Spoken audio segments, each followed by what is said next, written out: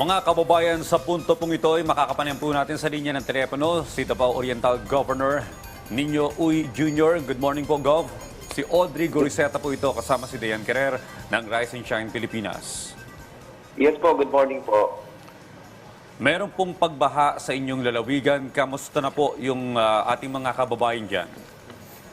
Yes po, totoo po yan.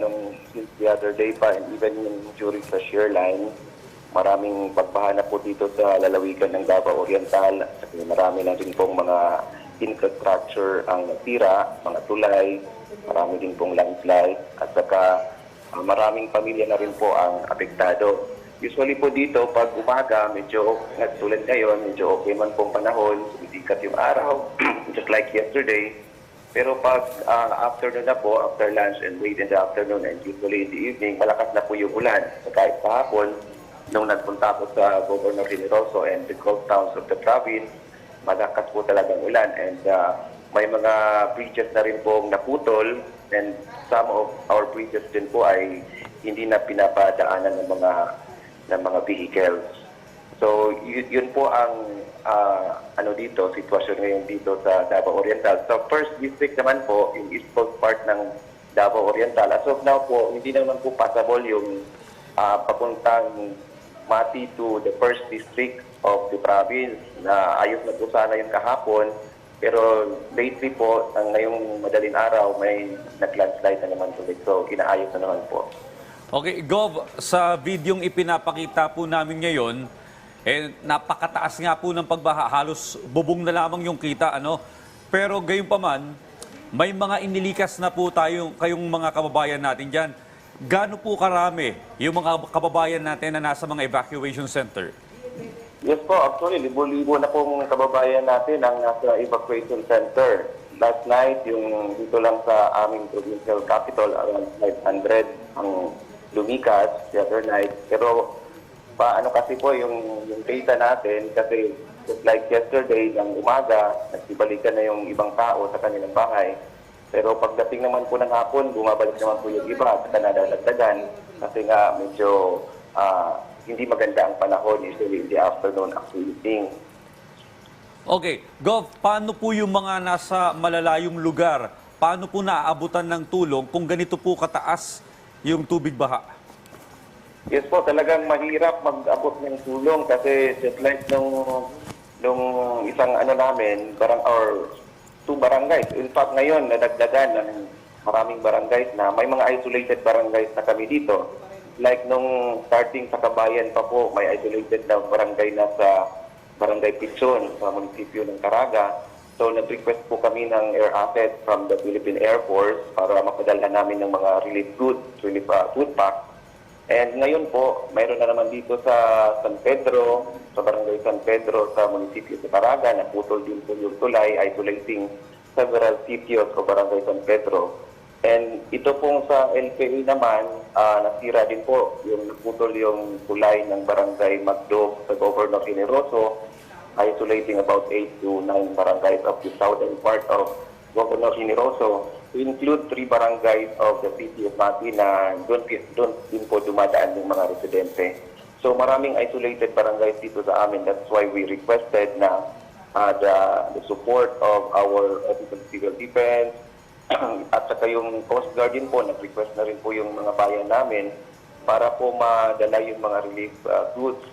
Dito na lang po dinadaan sa dagat kasi yun po ang pwedeng accessible na lang na paraan para madala yung mga tulong. Okay, Governor, sa inyo pong lalawigan, gaano po kalawak yung walang supply ng kuryente? Well, may mga bayan na walang kuryente, mayroong naayos naman po. So far, generally, medyo mayroon namang power supply dito sa amin. May mga ilang areas lang talaga na pag umuulan, yun, nawawala na naman yung supply ng kuryente. Pero hinahanapan naman po ng paraan ng aming local of electric cooperative. May mga lang talaga, mga barangay, especially yung mga isolated na barangay, yun po talaga ang medyo walang kuryente sa ngayon at saka ibang bayan. Okay. Gov, meron po ba kayong panawagan sa national government at kinakailangan na po ba ng assistance mula sa national government? Yes po, actually, nung nag-start pa ang kabayan, nagpapasalamat naman po kami sa mga ahensya ng ating pamahalaan, sa national government, sa tulong na ibinigay at saka sa mga immediate na mga interventions, just like for example sa ating DSWD, sa DP, sa DPWH, and of course, sa Office of the President through the Office of Special Assistant to the President. Maraming ahensya po yung tumatawag sa amin dito.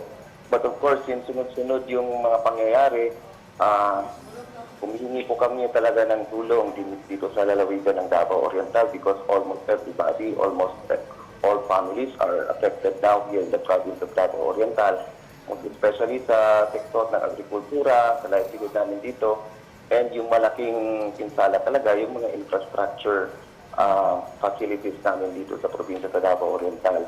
That's why kami po ay humihingi ng tulong sa inyo, even sa international community, kung sino pong may mga available po na tulong na pwedeng maibigay sa amin dito ay malaki pong tulong yan at pinapasalamatan po namin. Governor Uy, magandang umaga po sa inyo. Si Diane Querer po ito. So Governor, as of today, may mga ilang lugar pa rin po dyan sa inyong lalawigan na mataas pa rin po yung level ng baha?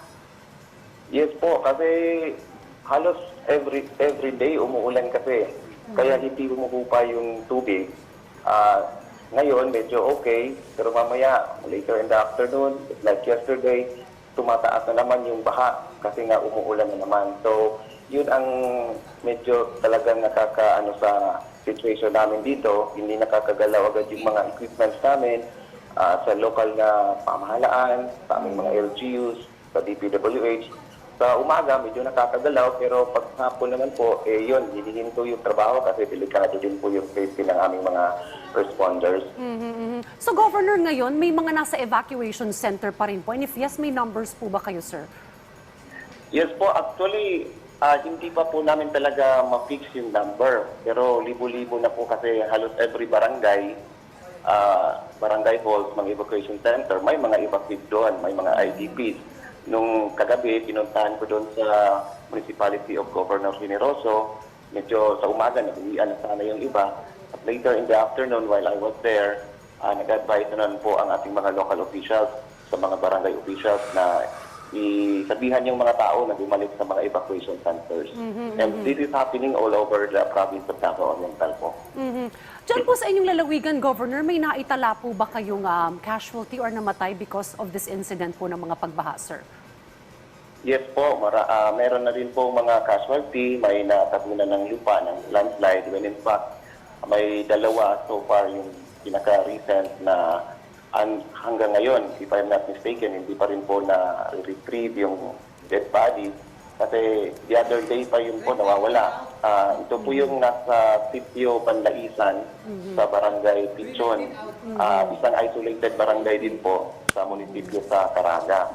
But our local government units there as well as yung namin dito, yung mga responders namin are really trying our best na makapunta doon sa area. Kaya lang po medyo malayo din talaga. Pagdating ko doon sa sentro ng Barangay Pichon, you have to walk several hours papapunta sa sitio. Well, Governor, yesterday nakausap namin yung Pag-asa at sabi nila, possible, baka next week, baka mayroon LPA na makaapekto at ang area na posibleng maapekto, baka raw Mindanao. Hopefully, hindi naman ganun maging tuloy-tuloy yung pag-ulan. But nevertheless, ano po yung mga gagawin po ninyong hakbang? Para po hindi po ganito kung baga kalaki yung magiging pinsala just in case na mayroon na naman pong masamang panahon na tumama po sa area ng Mindanao, Governor.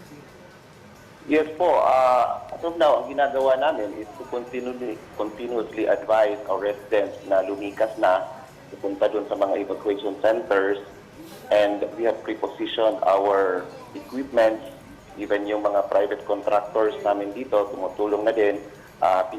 Preposition po namin sa mga areas na sa tingin namin yun yung mga prone to landslide. So, at saka yung mga bridges din namin. So, para po pag may mga landslide na nangyayari ay nare-respondihan kaagad po.